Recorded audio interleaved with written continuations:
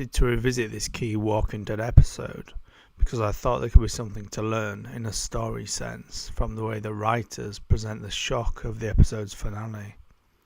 The idea is to go back and look at the scene edits and cuts to establish how the Kingdom action appeared to jump into an appearance by Alpha in the woods. Straight away with this episode, the writers, Inoa and Powell, set up some metaphorical resonances when they establish what both the loving couple and the female character in particular symbolise, as something Alpha inhabits and corrupts. You can't get clearer than having this female Hilltop resident carve out a H that is cited as both Hope and Hilltop. And as is consistent with this season, there is another big 5-year time jump, a huge slab of time cut out for this couple in the Walking Dead narrative world. On this excised time, we come to the clearest narrative device the writers decide on for what is admittedly a powerful moment in the season. I was thinking of the Game of Thrones teleportation commentary from fans when I tried to piece together the geography and time lag from this moment, when their best go to defend Hilltop at 23 minutes 40, moving towards the midpoint of the episode, to the key scene later, the stomach-turning reveal. I should also note that they set up some clever misdirection on top of the device I'm going to break down, with both the title of the episode, the calm before, and its placement as penultimate in the entire season. We are lulled into possibly believing this episode is building slowly to a crescendo in episode 16, which it clearly does not.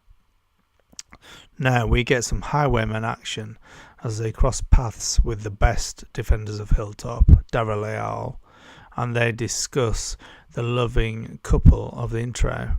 They are witnessing Hope crushed, carved, whatever, as they decide to split up. Yet again we get groups splitting off from each other, a divide and conquer strategy that Alpha doesn't necessarily need to defeat any of them, but it's more acceptable than many of the pointless scatterings that have occurred throughout the multiple Walking Dead seasons. On rewatching the episode, in angst-inducing scenes reminiscent of the notorious Negan Woods chase, we get the now isolated Daryl and Michonne group tracking with Daryl's skills. At exactly the midpoint, the group are completely surrounded. Daryl finds that Beta has survived the shaft fall, but the scene now cuts to Carol, who we know was already in the woods with Daryl. This now appears to be a let's play this again from a different perspective device. Just as with the Enid scene in which she lets slip the boyfriend line, Carol appears to be setting up Ezekiel's death as in the comics, with her emotional farewell. Because of course, in The Walking Dead, if you're really happy or a really good person, this is likely foreshadowing your doom or inevitable trauma. So with my own meagre knowledge of how Ezekiel ends up in the comics, the question for me was whether or not this minor flashback bought Alpha enough time for what was to come. A little like the way the writers doubled, split, stroke, merged Daryl and Dwight from the comics to the TV representation, here writers Noah and Powell merged the identities and expectations for Henry and Ezekiel. I felt this worked particularly well as Lydia alerts Ezekiel to Alpha's presence backstage in the repeated switching between geographies near the end of the episode, a very momentary misdirection that I'll return to. As it is, we get a tour around the kingdom to hammer home the title of the episode. We are touring many of the later victims as well as some red herrings, so just coming up to 35 minutes we see Alpha. Now at this point we won't call this a cheap move, but this appearance from Alpha in the kingdom only occurs a brief 5 minutes from the cut to black with Beta's reappearance. This is much more than just cutting the fat from the plot. When we cut from Daryl in the woods to Carol's farewell scene with Ezekiel and Henry, I feel the writers are intending to play with our time perception. It's presented more as a change of perspectives to those of the kingdom, but we know that the travel of Daryl here as he leaves in daylight ends in darkness in the woods, and Alpha's appearance here in the kingdom seems to be largely in fluid time as the camera moves around the kingdom. We have an unspecified amount of time cut from Alpha with Ezekiel to the movie scene, but this is largely irrelevant as we know she is still on site, so to speak. Lydia waiting for Henry is really powerful as a device to amp up anxiety again, as is another misdirect when the writers have Jerry speculate on why Ezekiel is not there. It's here you then see that yes, the writers are getting very tricky with what I described in a previous video as fabula and sujet from Russian formalism. Plus, I get the relief that I haven't just gone through the entire episode again only to find the plotting and the sujet, the way time and scenes are presented, are straightforward. They are certainly not. No, they present Alpha in a scalp wig persona in what was a flashback of the kingdom, leaving the viewer guessing when the geographies will sync up. Alpha appears to Lydia in the cinema for a brief moment before once again cutting to black. We can only consider that this brief appearance is to keep the viewer off balance, as we now have Alpha approaching the group in the woods at 40 minutes. Her first appearance in the kingdom was only 5 minutes from the woods scene, and now they literally cut from Scary Wig Kingdom Alpha to Bald Woods Alpha. I think I initially thought, because the Hilltop Defenders group are tied up in the woods, that this could have been a considerable amount of time, and therefore we were about to watch Daryl, Michonne and Carol all react as Alpha announces how she will attack the kingdom, and then we get to see this attack when they cut back to Lydia. No, I didn't assume she'd made it there, because back in flashback land, she had still yet to leave or even make any move in the kingdom, so we didn't think she'd left, obviously. But of course there would be no shock value in the writers showing what Alpha did back there. I also believe they planted the trouble on the road line to throw off the scent of the arrow of time here. It's suggestive of, perhaps, the previous activity with the loving Hilltop couple, or yes, with the highwaymen, but in no way was whatever happened to any of the kingdom captives on the road. Not unless there was a whole lot more missing action in which those captives escaped and were chased, etc. later. At 41 minutes, the first clear indication we are much later in the plot is a line which appears to surprise Beta. My daughter isn't a concern anymore. I also feel like this is yet another misdirect, as it's planting the seed that yes, she did attack the kingdom, and immediately after she made her surprise visit in the movie screening. She leads Daryl off with 16 minutes to go in the rest of the episode, her walk with him beginning in darkness and ending in daylight. Alpha shows him an epic walk ahead, and this is all important when we consider the emotional tone of the very scene that I made the video for. Just as rebellion seemed pointless to Rick immediately after the Negan Lucille slayings of Glenn and Abraham, their reaction to the fate of the kingdom residents must equally be powerlessness because of these sheer hard numbers. Alpha gives her a speech which once again layers on the meaning of her wig and bald persona as they were cut and presented to flow into each other. Their world, Daryl's world that is a joke. The character that she took the scalp and hair from was a symbol of hope, but Alpha considers that all of this is a joke, all of that hope.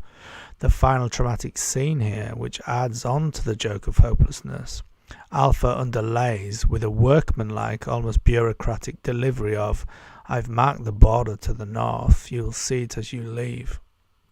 At 44 minutes 28 seconds, we revert to much more traditional use of flashback. Daryl asks, "Did you kill Lydia?" Alpha responding with a glazed expression as she makes a small movement of her eyes to recall what happened back at the kingdom. We see bewigged Alpha with Lydia up against a wall, a little cheap for sure this time, as this is written to tempt us with the idea that this is indeed what Alpha did. It's of course evening now in the kingdom, and we assume the same daylight to darkness transition that the others experienced in the woods, so we assume a similar time frame. The last time we see Alpha in the kingdom is at 46 minutes, but Henry's no-show at the movie event suggests at least some of her work is already done. We are back with the daytime Alpha and Daryl, out of the memory flashback in around 2 minutes flat. Daryl is allowed to go meet his newly released friends, and it all feels like they've been let off the hook. Beta approaches Alpha and doesn't necessarily seem to know what happened with Lydia at the Kingdom. The next action is interesting as it mirrors the way the viewers are being deceived into a false sense of security. We see Alpha vulnerable, clearly upset by Lydia's betrayal, and possibly, to the viewer at this point in the episode, a vulnerability that extends to compassion in allowing our characters to leave. But no, one of her people has seen her crying, and she dispatches him without mercy. This literal body blow will become an emotional gut punch in mere moments.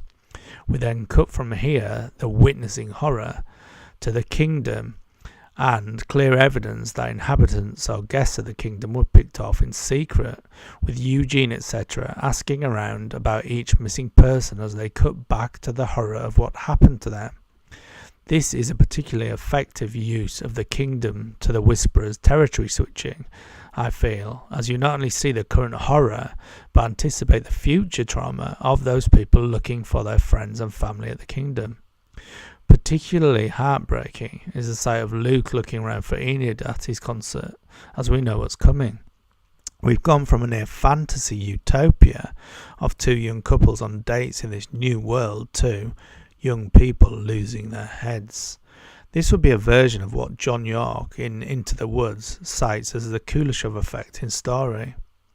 This is also at the heart of the trick I've been looking at here. The question I needed to ask was, would it have been better to adhere to some concept of Aristotelian unity and play it straight? And I think the answer is probably no.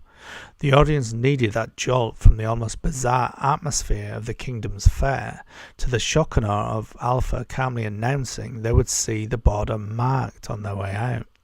To play it traditionally would have seen a more basic cut from the Kingdom after the farewell to the Hilltop bound group as they discover the scene of the original attack on the Hilltop couple. They would have then had to cut to the Kingdom at night in order to cut back to their Hilltop group later, with a time jump so they can be surrounded in the dark woods. We then have the same scene with Beta, cut to Alpha at the Kingdom, then back to Alpha with Beta and the Hilltop group now tied up. It would still feel a little weird as Alpha is there at the movie showing at what seems to be night, and the Whisperers only ever seem to walk everywhere, slowly. Alpha's flashback memory with Daryl is decisively after the cinema event and at night, with not a sign of struggle or dirt on her. Had she already smuggled out of the Hilltop guests before this confrontation with her daughter? On reviewing the episode, I now see that Lydia warns Ezekiel about Alpha in the late but effective switching device. On watching this originally, I thought this would show Ezekiel in a traditional she's behind you moment, caught by surprise, but in the next scene with Sadiq's speech, you see that they were all taken elsewhere alive. Now I'm not sure why this is, as the undead heads could easily have been carried in bags for a great distance, or as far as I knew they could, unless that scene is in the Kingdom itself. Nevertheless, with the nice string accompaniment, those reveals were some of the best in the entire series so far.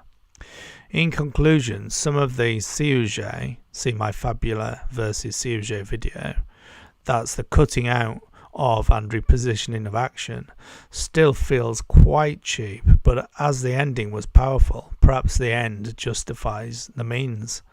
I think this would have been very difficult to do straight.